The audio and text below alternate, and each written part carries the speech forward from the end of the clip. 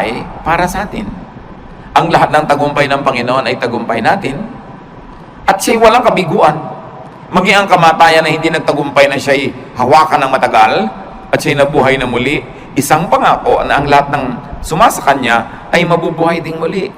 Kasi sabi niya, alam nyo, kaya lumalaki ang problema nyo, pinapalaki nyo. Kaya bumibigat ang kalooban nyo, pinapabigat nyo. Totoo, kung magiging makasanlibutan lang kayo at mag-iisip lang kayo bilang mga karaniwang tao, talagang marami kayong dapat ikatakot at hindi kayo papapahinga. Pero bakit nyo gagawin yung matakot? Samantalang napagtagumpayan ko na ang lahat.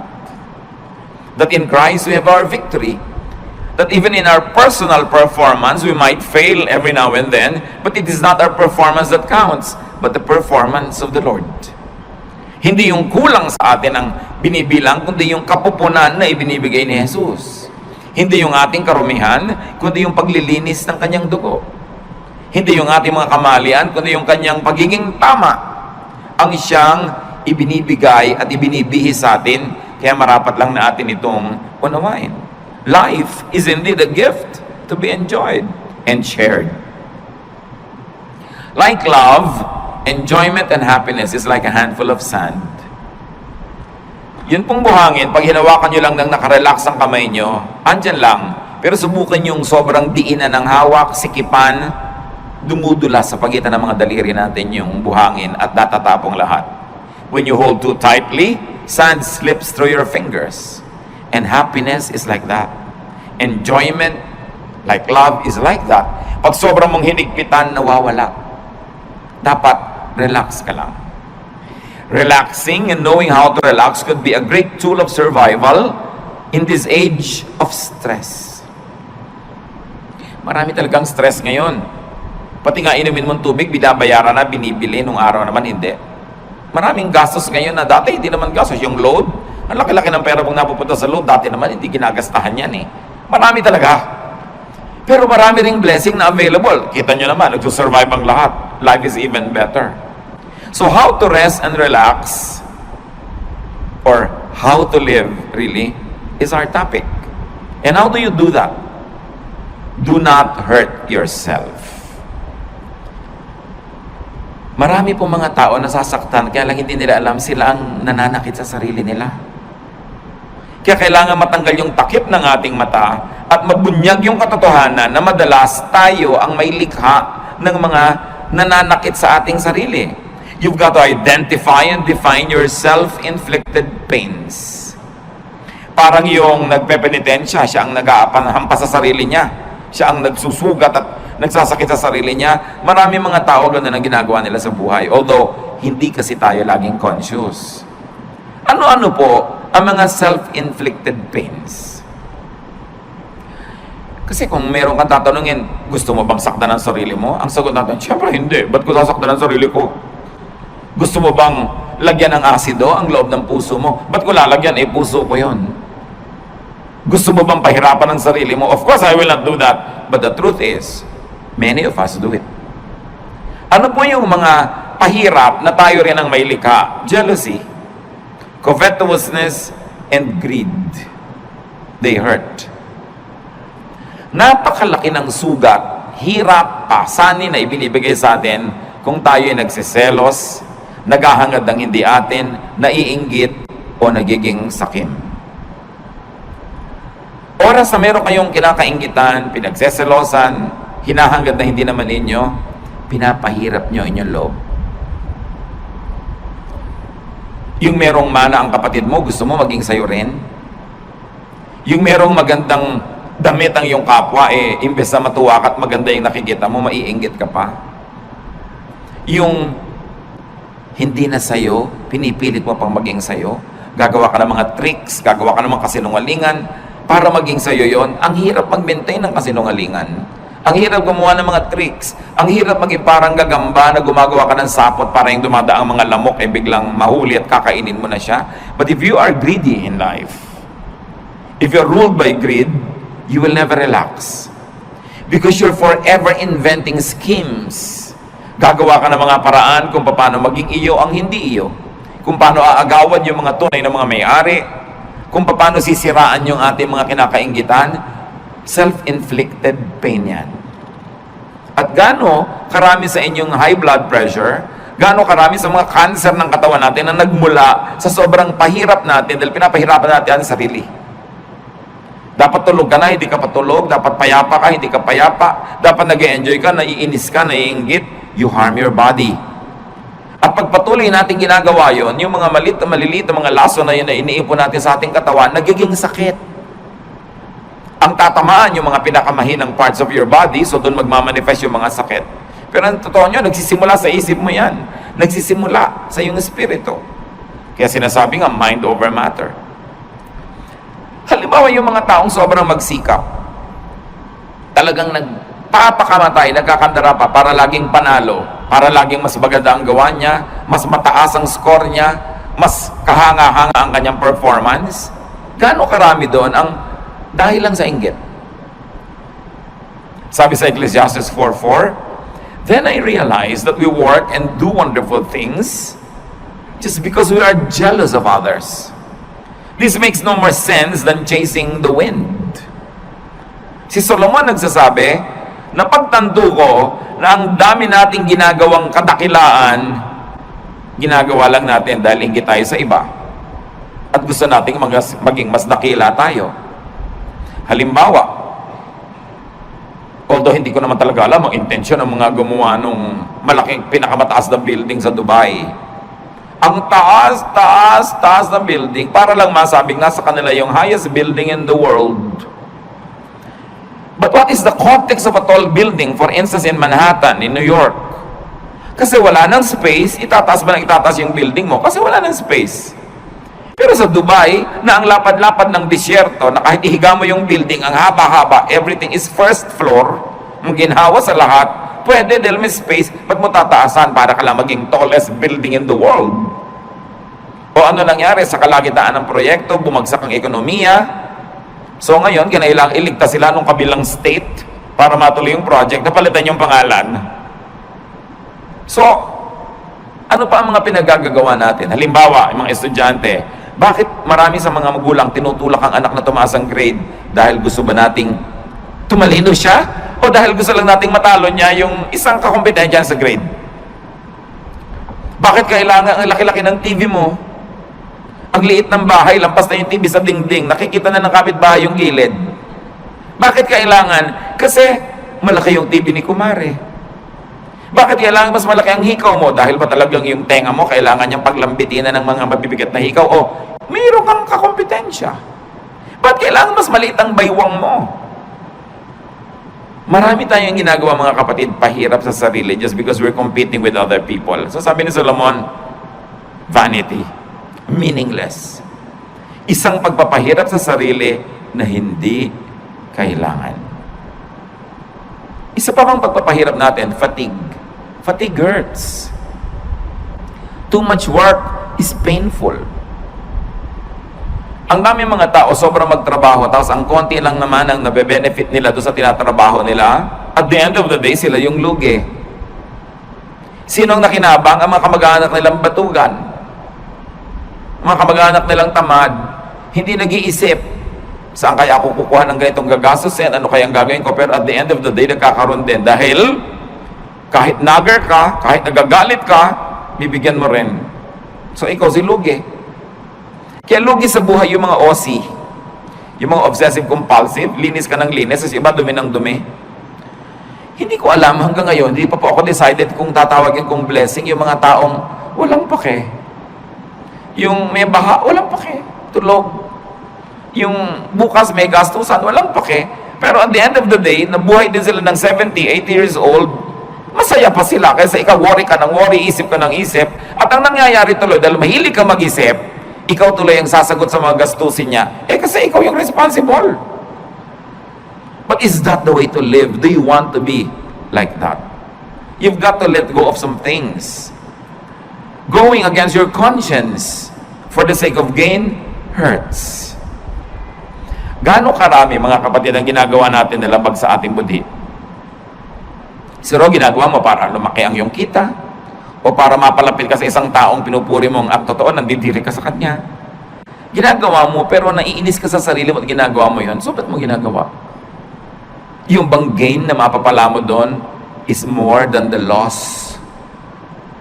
Pag kinompare mo yung napala mo at yung lugi mo, na nahirapan ang iyong loob, napagod ang loob mo, nakakasira ng kalusugan, nakakasira ng sarili. Ano pa po ang mga pahirap natin sa sarili na hindi natin na-realize? Strained personal relations, they hurt. Tuwing meron tayong kaaway, kagalit, and we maintain this kagalitan, hirap tayo. Dahil kahit matigas ang loob mo, kahit ka pa nagtatapang-tapangan, aminin mo, mas gusto mo naman friendly yung atmosphere. Mas gusto mo naman na kabati mo yung kagalit mo ngayon. Mas gusto mo naman na love ka niya kaysa hate. Kahit nagpe-pretend ka pa that you don't care, you care. Why? Because the Spirit of God lives in us. And that Spirit is hurt whenever things are wrong. Kung ang mga relasyon natin sa ating kapwa ay pangit, kaya kami mga tao nagpapagamot, laging masakit ang ulo, laging masakit ang likod, laging masakit ang ganito. Tanong mo, marami ka bang kaaway na kamag-anak, kaibigan? Opo. Hindi mo kailangan ng gamot. Makipagkasundo ka lang, baguhin mo ugali mo, gagaling ka. Kaya kami sakit, kahit inumin mo lahat ng isang drum ng mga gamot. Kung lagi kang nakikipag-away, lagi kang may kaaway, may gusto kang sugurin, defensive ka dahil may sumusugod sa'yo, magkakasakit ka. Kaya ang Panginoon nagtuturo, forgive, make peace. Sa palagay niya, nagtuturo siya para tayo lugihin? No. Nagtuturo siya ng ganoon kasi alam niya, when you forgive, you relax. When you make peace, you relax. And when you relax, you will get well, even if you're sick. Or you will not get sick. And then it's to your advantage. Lahat ng turo ng Panginoon, hindi para tayo madehado. Doon tayo panalo.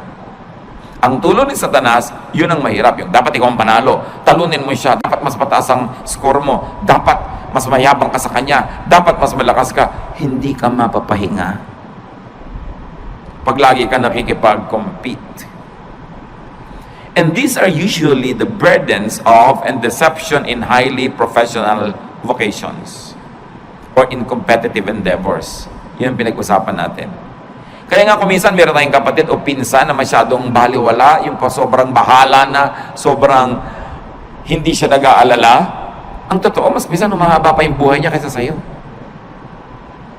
Siyempre, ayaw naman natin maging ganon. Pero meron tayo kahit konting dapat matutunan doon sa mga taong marunong magsawalang bahala paminsan-minsan. Kasi pwede mong punuin ang buhay mo ng puro takot. Pero ano mapapala mo? Obserbahan nyo sa aeroplano, pag magte-take off, iba-iba reaksyon. Meron talagang yung naninigas ang panga, nananalangin ng hindi matapos-tapos. Minsan magdalangin ka ng isang beses, tapos tama na. Ba't walang patid? Para ka nalang laging natatakot, nagtitake, konting tagtag ng aeroplano, takot na takot. Meron naman, kain ng kain, may natutulog. So, pare-pareho rin yung darating. Kung isang oras kayo sa loob ng aeroplano, o 5 oras, o siyam, pare-pareho rin naman kayong lalabas sa aeroplano na yun pag nag-landing, pero ikaw hindi ka nag-enjoy kung warrior ka. Because it's in your mind. Kaya nga po sabi ko doon sa mga laging natatakot, to myself included sometimes, when you get tempted to be afraid, may kilala ka na ba? Personal na kilala mo na namatay dahil sa plane crash? Wala pa akong nastatawang na yes ang sagot. May kilala ka nang namatay dahil nabundol ng tricycle? Meron. Meron kilala ka nang namatay na nasa kama lang, binangungot, namatay? Meron. May kilala ka nasa ospital, naliligid ng mga doktor, namatay? Marami. Yung pala, mas marami doon, di mas matakot ka matulog. Mas matakot ka maglakad sa kalye, but pag sasakay ka, takot na takot ka because you're psych yourself up to be afraid, while flying is the safest way to travel. So it's all in your mind. Ba't mo papahirapan na yung sarili? Kung pwede ka naman mag-relax. And besides, kahit mag-worry ka, makokontrol mo ba yung hangin, yung aeroplano? No. So meron tayo dapat na punto na pwede tayong magsawalang bahala. Total, wala ka rin naman magagawa kahit sikapin mo na bahalain mo yun, hindi rin pwede. Worry hurts. When you worry so much. So do not worry. Do not play God. Ano po ang kinalaman, mga kapatid, ng worrying and playing God? Making things work is God's role. Yung hindi mo control, katulad doon, lumilipad ka na, hindi mo control yan eh. So hayaan mong God ang mag-isip doon. Colossians 1:17, God's Son was before all else. And by Him, everything is held together. Sa pamamagitan ng Diyos Anak, ang lahat ng bagay ay nagkakakapit-kapit, nagkakalakip-lakip, umaandar ang mundo, umaandar ang sinukob, umaandar ang creation dahil sa Diyos Anak. Hindi dahil sa iyo. So kung meron dapat mag-worry how to make things work, siya, hindi ikaw. Ang dapat mo lamang gawin, yung papel mo. So kung engineer ka, i-check mo kung maganda ang makina ng mga aeroplanong chine-check mo. Kung ikaw ay may papel, gawin mo yon, at pagkagawa mo nun, leave the rest up to God. Kaya mahalaga, ginagawa mo lang yung papel mo. Sabi nga ng Desiderata, the universe is unfolding as it should. Sisikat ang araw bukas, tulungan mo man o hindi. At lulubog yun bukas ng gabi, pigilin mo man. Aandar ang lahat. Mag-global warming kung kailangan mag-global warming. Magkakaroon ng bagyo at aalis din ang bagyo. Babaha at huhupa ang baha.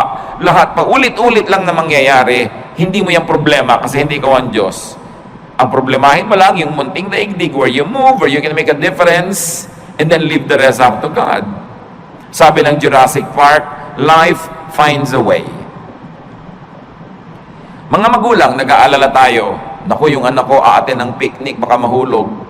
Mangangunyapit yun. At pag nahulog na yon, aahon uli yun kung saan man siya nahulog. Baka siya malunod, lalago yung pilit, no? Gagawa siya ng paraan because life finds a way. Minsan ang takot ng mga magulang, mamatay siya ng hindi pa matatanda yung mga bata dahil hindi maaalagaan. Aalagaan din nila ang sarili nila. Kahit hindi mo alagaan yung mga batang yan, nakadikta sa kanilang kalikasan, aalagaan nila ang sarili nila. Pag may nahipo silang mainit na plancha, siyempre kahit hindi mo sabihin, tatanggalin nila yung kamay nila. Nakasulat sa atin yun. We were wired to survive, to reproduce, and to live the cycles of life that are assigned to us. So hindi natin dapat masyadong inaalala yan. Nakatakda yan. Huwag mo alalahanin ang shape ng bulkang mayon. Magiging perfect pa kaya yan ng matagal? Paano kung sumabog? May mga nagagano, nagwo-worry. Anong gagawin mo? Tingnan mo na lang siya. Kung hindi na siya perfect, tabi-tabingi, find another beauty in it. But enjoy it while it lasts. Maybe you have a provider complex, or a protector complex, or a teacher complex, but do it only up to a point. Do not overdo being a provider. Because even if you don't provide for your loved ones, they will find a way to continue living. Even if you don't protect them all the time, God designed them to protect themselves. You don't always have to be the teacher. You don't always have to be the moralizer, the one who says the right thing, because they will also hear it from other sources, aside from they will hear it from their conscience. So don't play God, that's what I mean. Iinom ka ng gamot, inumin mo, manalangin ka, and let it work. Huwag mong alalahanin. Huwag mong buksan yung mga benda ng sugat mo para tingnan mo kung naghihilom na yung sugat mo. Dahil lalo na namang mabubulat-lat, dudugo lang. Let it heal by itself. Just do your part. It's important because when you over-worry, you get too tired and fatigue hurts. Pag pagod ang tao, bumababa ang immune system. Madali kang magkasipon, madali kang magkaroon ng mga sakit pag pagod ka kasi bumababa yung panglaban ng katawan mo sa mga invaders. Kaya dapat nagpapahinga. Observe design and load limits. You have to rest. Sa mga may mga bayani complex, rest. More work sometimes means more income, but often it means less happiness. More income doesn't always mean more happiness. Maybe more pleasure for the people who depend on you, but not necessarily for you. At meron kang tungkulin sa iyong sarili. Bago pa man ang tungkulin mo kahit kanino, kailangang buhayin mo ang sarili mo, pasayahin mo ang sarili mo, ipahinga mo ang sarili mo, at huwag mong payagan kahit yung mga minamahal mo, napatayin ka, sipsipin ang dugo mo, istrohin ang dugo mo, nag-e-enjoy sila, tas ikaw yung nangangalirang at natutuyo. You have a duty to yourself. Life is a primary duty of life. At paglabag sa utos at kalooban ng Diyos na nagbigay sa'yo ng buhay, napabayaan mo ang buhay mo. Kahit pa nga yung pagpapabaya mo, pagdugtong sa kaligayahan ng iba. Kahit sa airlines, makikita nyo doon sa kanilang mga anunsyo ng kaligtasan, pag nawala ng oxygen sa cabin, may malalaglag ng mga oxygen mask, anong gagawin mo? Una mong lagyan ng sarili mo. At pag nakakahinga ka na ng tama, at saka mo tulungan yung bata o yung matanda o sino man, you have a duty to yourself. And it's not selfishness. You were wired and created by God to protect the life that was assigned to you to protect. Yung ibang tao, ipoprotect nilang life nila. Sometimes we are overprotective eh. But they will protect themselves because they too were wired to protect themselves. So do not overwork yourself. Rest from overwork. Learn appropriate contentment with what you make. Yung mga iba, lalo mga professionals, may kasabihan nga ngayon, dahil alam niyo sa Korea, South Korea, sobrang modernization at sobrang materialism tuloy dahil puro pera, may kasabihan ngayon doon, a Korean man gets stomach ache when his cousin builds a new house. Dahil iingit siya, bakit bago siyang bahay, anong problema ko, ba't di ako nakakapagpagawa? So papagawa din siya. The competitiveness is too much. That's why one of the highest rates of suicide dyan. Dahil sa competitiveness. 1 Timothy 6:6-7. And religion does make your life rich by making you content with what you have. We didn't bring anything into this world and we don't take anything with us when we leave. Sabi dapat kontento ka kung anong meron ka. Hindi sinabi na kung ano na lang nandyan pwede na. Kasi itinuro, 6 days you shall work, and on the 7th you will rest. So it follows that you will really achieve, that you will acquire, that you will amass, and you will have. But the point is, be contented with what you naturally have. So kung ito pa lang yung kinikita mo ngayon, ginagawa mo naman yung best mo, huwag mo i-compare sa kita ng iba, to the point that you will kill yourself trying to beat that other person and trying to make more. Kaya nga sa mga highly professionalized fields, totoo yan, ang daming may ulcer, ang daming may insomnia. So they squander their youth trying to make money, and when they are old, they use all their money to become healthy again. So mahalaga, iniingatan mo yung katawan mo na may limit ang pwede kong gawin. Hindi ako pwedeng lagi nagpapakabayani, hindi ko laging sosolve ng problema ng daigdig. I will have a healthy level of self-preservation. Do not strain yourself to make now what you should still make tomorrow. Yung kikitain mo pa bukas, huwag nang kitain ngayon. Magpahinga ka naman. At sabi ni Solomon, the more money you make, the more people come to spend it. And don't you find it true? Nung maliit ang kita nyo, hindi kayo pinapansin ng mga tao, so yung maliit na kita nyo, kasya sa inyo. Nung lumaki-laki, biglang naalala na ngayon ng nanay mo na malaki yung kita mo, naalala ng kapatid mo, naalala ng pinsan mo, heto na ngayon nakadaing sa'yo, nakahingi. Lumaki palalo ang kita mo, pati mga pinsan mo ngayon nagdadatingan na para makihalo at makikuha sa mga kinikita mo. So ikaw ang mag-isang nahihirapan, nagdurusa, yung iba ibinebenta ang kaluluwa, ginagasgas ang muka, sinasaktan ng sarili para kumita, tapos ang daming humuhot-hot. Do you like that? Pag marami kang kinikita, maraming makikiparte. Dadaming kamag-anak mo, maraming tutuntun sa'yo. Hindi naman masama maging matulungin tayo. But making more money at the expense of your health and peace does not always benefit you. Probably it benefits other people. And this is not what you want to happen in your life. Do not strain yourself. Natural lang dapat. At sabi ng Panginoong Jesus, let the day's own trouble be sufficient for the day. Tomorrow will be another day. Another problem with a solution. Do not try to solve the problems of tomorrow with today's solution, because today's solution is only for today's problem. Parang yun ding pera mo, for today lang yun, so spend it. Paano bukas? Tomorrow you will earn again and you will spend for tomorrow. But when you spend your income now for what you will still have to spend on today and tomorrow, kulang. Kaya dapat, hindi rin natin pina-pass forward ang expense. Don't spend more than what you earn. And you should be responsible in handling your money. Kasi para hindi ka ma-stress at para hindi ma-stress ang mga mahal mo sa buhay. Kasi kung minsan sobra kang relaxed, kaya naman pala nagkakaganon, ang sobrang nahihirapan yung kasambahay mo.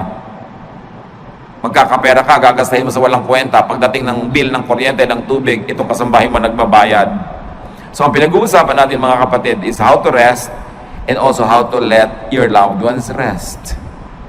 And that happens only when you are responsible. So responsible enough tayo. Do not be overly competitive, but don't also be overly sacrificing for others. Yung sobrang pagsasakripisyo para sa kapwa, hindi yan turo ni Jesus. Turo lang yun ang simbahan kumisan. Mark 6:31, a very interesting episode in the Lord's ministry. But so many people were coming and going that Jesus and the apostles did not even have a chance to eat. Then Jesus said, let's go to a place where we can be alone and get some rest. So sabi nila, very un-Jesus yata. Ang daming tao na kailangan ng pakainin. Ang daming taong kailangan pagalingin. Kailangan ipanalangin. Kailangan i-counsel. Kailangan turuan. Kailangan palayasan ng mga espiritong nakatira sa kanila. Pero pagod na sila. Ano sabi ni Lord? Shh, halik kayo. Tahimik tayo mawala dito. Iwan natin ang mga taong yan. Pumunta tayo sa isang lugar na tahimik na hindi na tayo masusundan. Magpahinga tayo at kumain doon. Do you do that? Mga kapatid, kung minsan, sobra kayong palatulong sa inyong mga kamag-anak at yung asawa niyo naman, cooperative. Pero sinasabi niyo ba kung minsan sa asawa mo, huwag muna nating isipin yung mga kapatid mo at kapatid ko, tayo muna magbakasyon. Dapat ganun. Hindi puro sakripisyo. Yung nakatira ka sa isang bahay na ang ingay-ingay, nakakatulik kahit sa katumingin may muka, siksikan. Hindi mo ba sabihin sa asawa mong, minsan, mag-motel naman tayong dalawa, honey, para tayong dalawa lang, makapag-salarinan. Dapat mong ginagawa yun. Jesus showed us the way. Don't kill yourself giving to others. You've got to give yourself time and space to enjoy the blessings of God, even though sometimes lang, once in a while, but you have to do it. Why? Because you cannot give what you do not have. Pag lagi ka ng aburido, wala ka rin namang maibibigay. Kung isang pera lang, pero may kasama pang bunganga. Kasi aburido ka. Minsan, nagbabantay ka nga sa pasyente, pero kulang na lang, hulog mo siya sa kama. Kulang na lang, hagisan mo ng juice niya. Kasi pagod na nakababantay.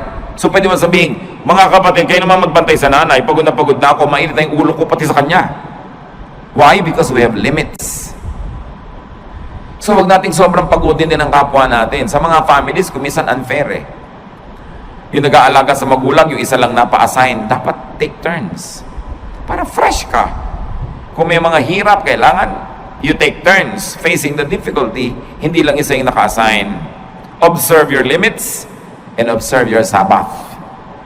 Yan ang Panginoon, sabi niya, iwan muna natin sila. Kahit mamatay tayo dito, katutulong, hindi pa ba sila mauubos? So, kailangan magpahinga rin tayo. Dahil, habang mahal ni Jesus yung mga taong tinutulungan, mahal din niya yung mga manggagawa na kasangkapan para tulungan ang mga yon. So huwag niyong aalaw yung sarili niyo na maging manggagawa lang o ang mahal niyo sa buhay na nagko-cooperate, kayo na lang tapos puro benefit ng iba. You have to learn to set time and space for your own enjoyment. Every day, every week, every month is long enough for you to have that private, pleasurable moment. We all need that to keep our sanity. Para hindi ka mabaliw.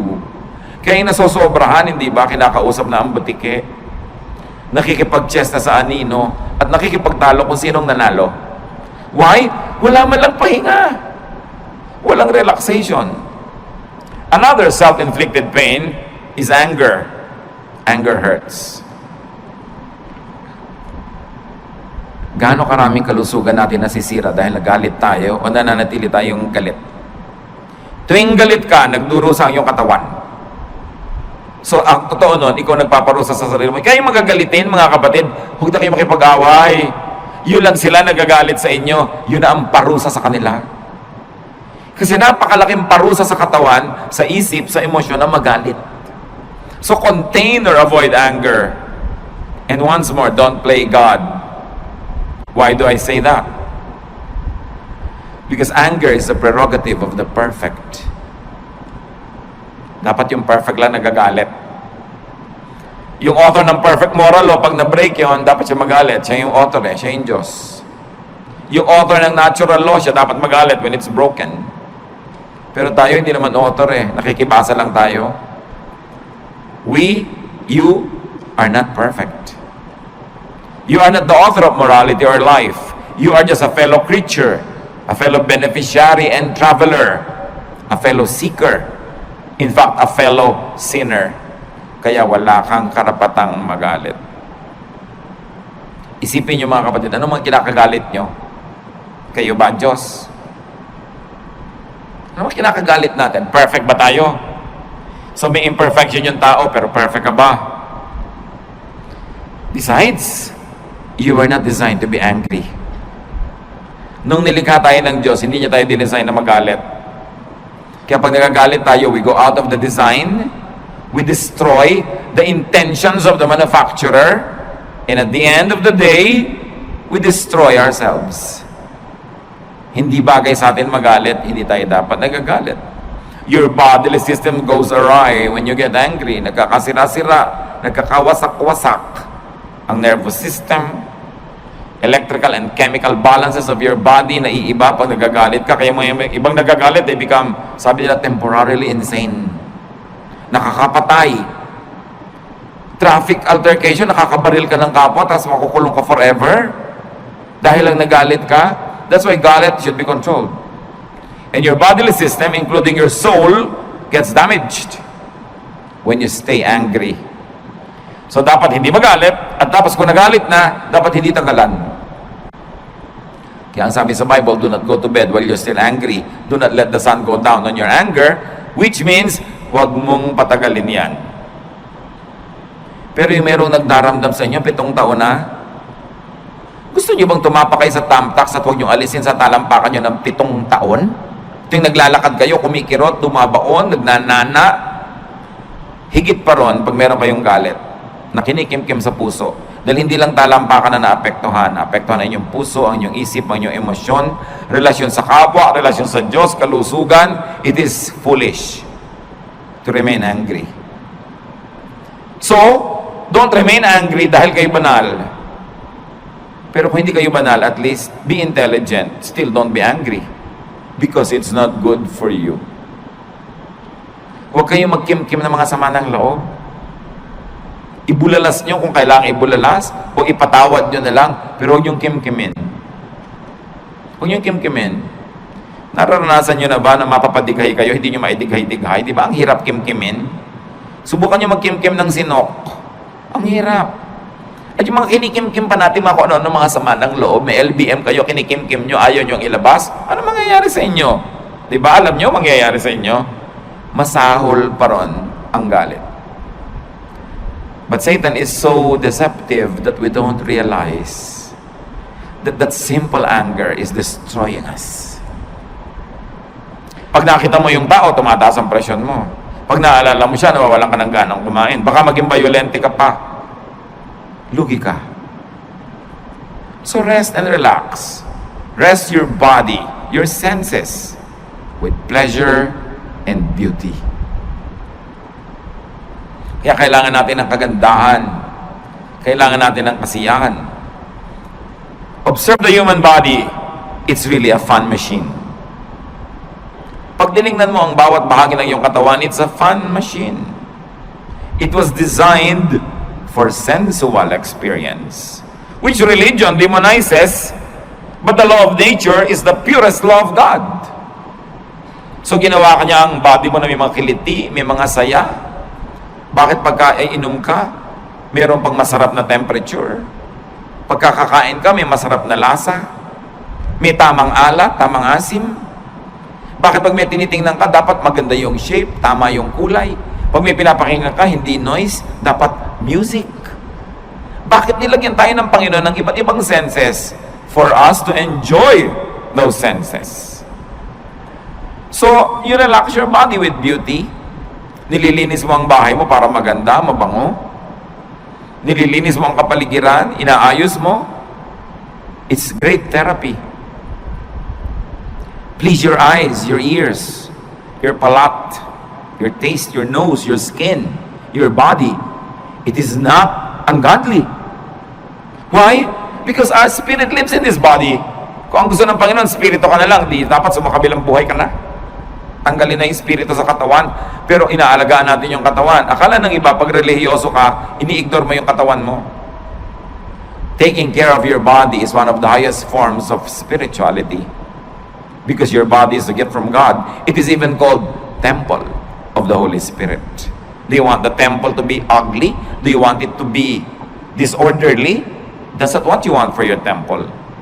Psalm 139:14, and I praise you because of the wonderful way you created me. Everything you do is marvelous.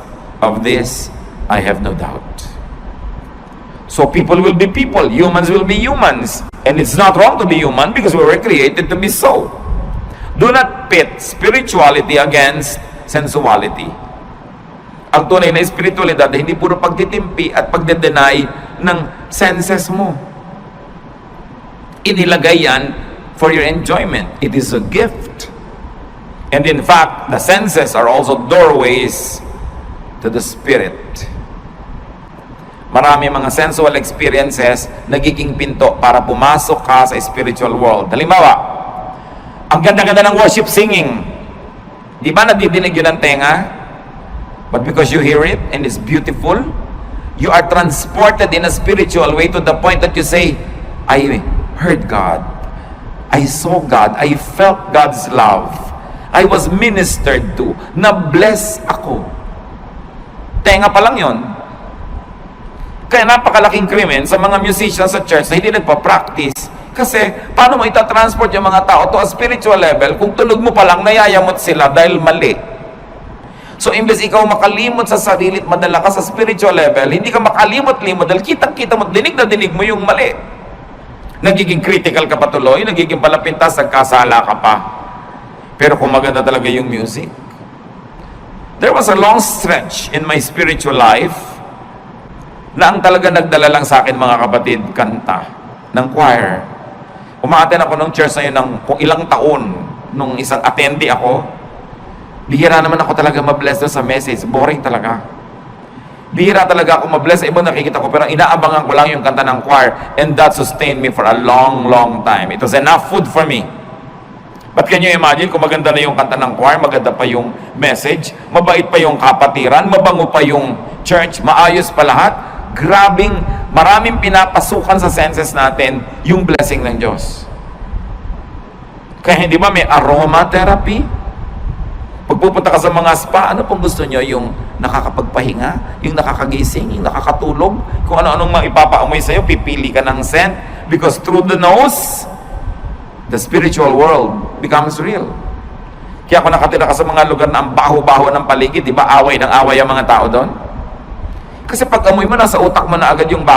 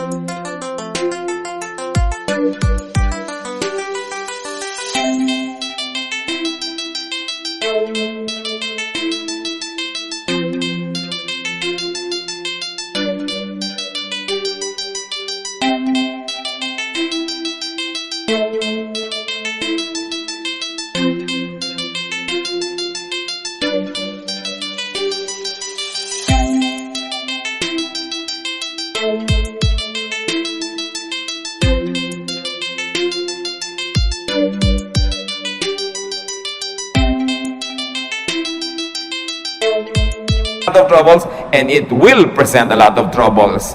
Iba na yung pinatatag ka na ng napakaraming magagandang karanasan, pampatibay sa'yo, pagka ikaw ngayon ay pinupukol, binabato, itinutulak, ginigiba ng mga pangit na karanasan, meron kang pagkukunan sa iyong alaala ng mga masasarap na mga kanaalaala, payapang mga moments in your life, and it will strengthen you. Kaya yung mga bata na pinalaki sa kalupitan, sa palo, sa walang pag-ibig, usually buong life halos disoriented sila. Unless kilalanin nila na kailangan nila magpatawad, magbagong buhay, at kilalanin nila yung pagbabago ng Panginoon, all their lives they become a slave of their dark past. Kaya mahalaga, pinapaganda mo hanggat maaari, lalo sa mga bata. Sabi ni Solomon, tuwing makakapag-enjoy kayo, mag-enjoy kayo. Kasi may mga panahon, kahit may pera kayo, wala kayong gana. Makakabili kayo ng pagkain, pero magaan lalamunan nyo. So ngayong may pambili kayo at meron kayong gana, eat. Bata kayo, kaya nyo yung mamasyal, pumunta doon, gawin nyo yun. Basta binabalansin nyo lang ng tamang pagtatrabaho, responsibility, faithfulness to God. Meron ka ngayong kakayanan na mag-enjoy, enjoy it. Dahil ang bukas hindi mo alam kung pwede mo pang ma-enjoy. Food and drink and good times need not be expensive. Food and drink and good times did not come from damaging toil and overwork, and it need not be paid for with a damaged body and a bruised soul.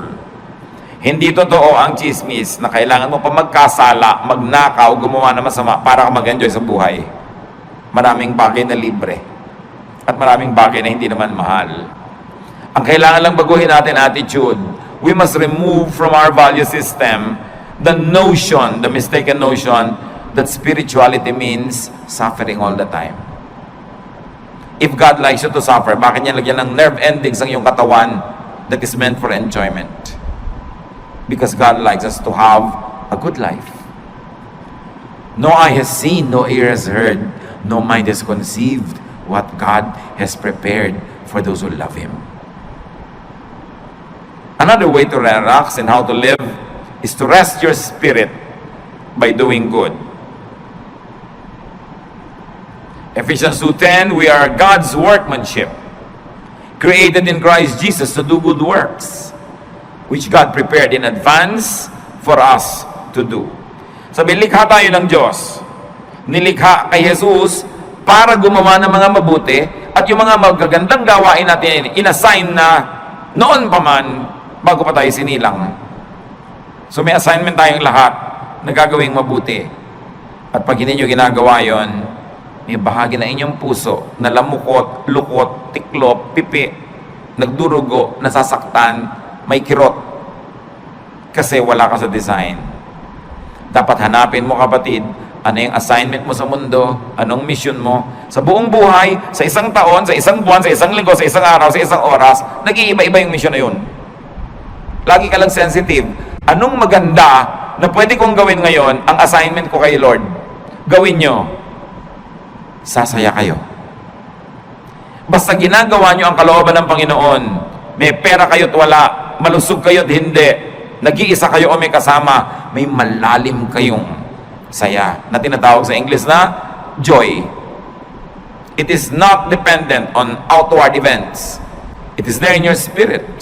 Pero pag alam na alam nyo kung ano yung mabuti nyong dapat gawin, tapos maang-maangan kayo, in-ignore nyo, di nyo ginawa, kahit may pleasure kayo, kahit may pera, kahit maganda yung kapaligiran, may nagluluksa sa inyong kalooban na hindi nyo pwedeng itanggi at itatwa. So ang pinakamabuti sa tao, maging totoo sa espiritu, maging totoo sa sarili. Be in character, be true to form. You were not an accident. You were created before the foundations of the world by God's will.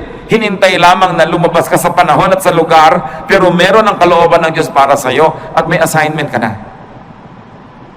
Dapat yung gawin, dapat yung hanapin.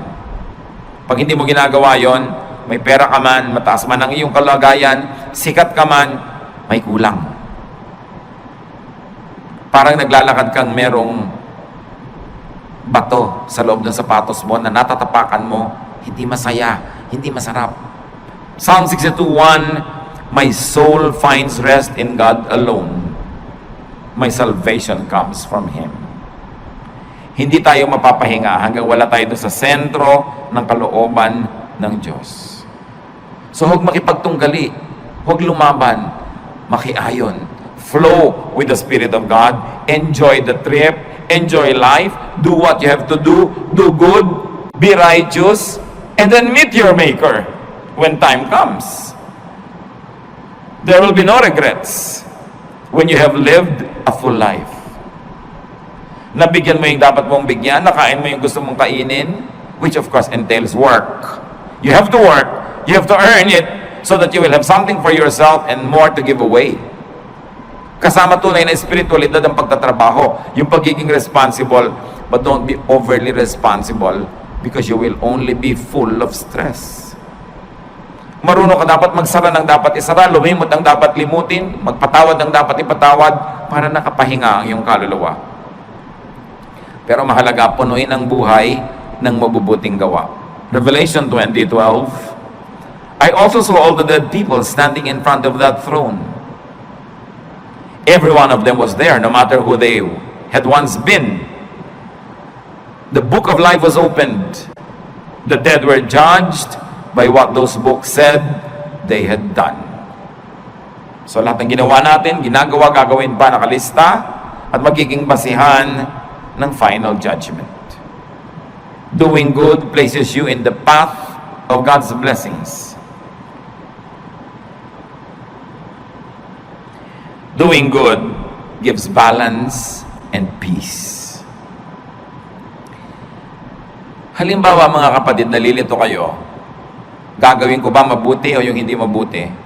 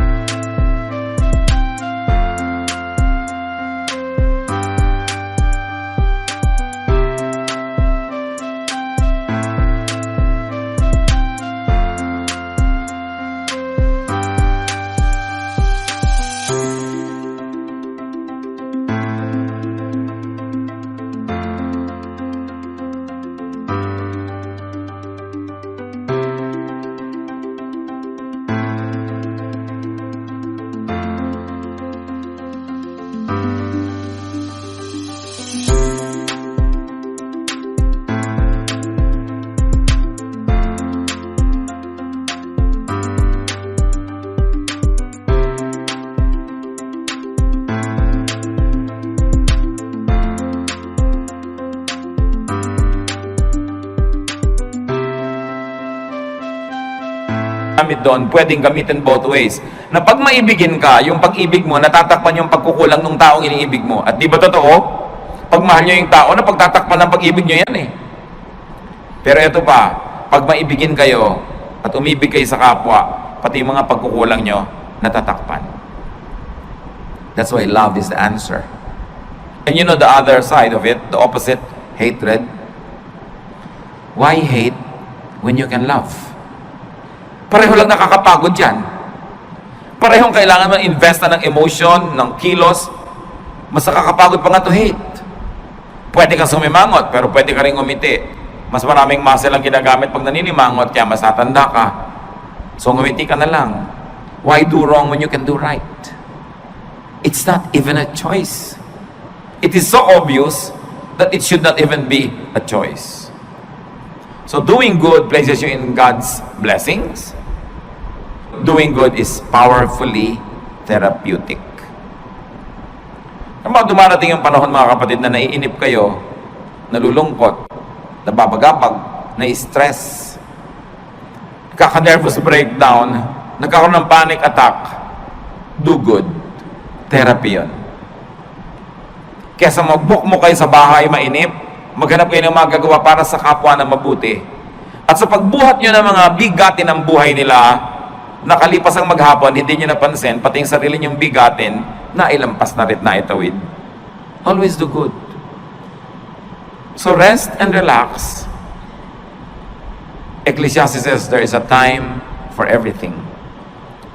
Work correctly, rest correctly, plant and harvest what you plant, and enjoy the harvest, and share the harvest with people. In being kind, don't be unkind to yourself. Allow and let and help others rest and relax. Huwag nyo lang po i-apply sa sarili nyo yon. Dapat din kung may duty ka, gawin mo yung duty mo para yung kapwa mo makapag-relax din. Pag mga bantay kayo, hindi ka nagbantay, di doble ang trabaho ng iba dahil yung pagpapabaya mo kailangan nilang takpan.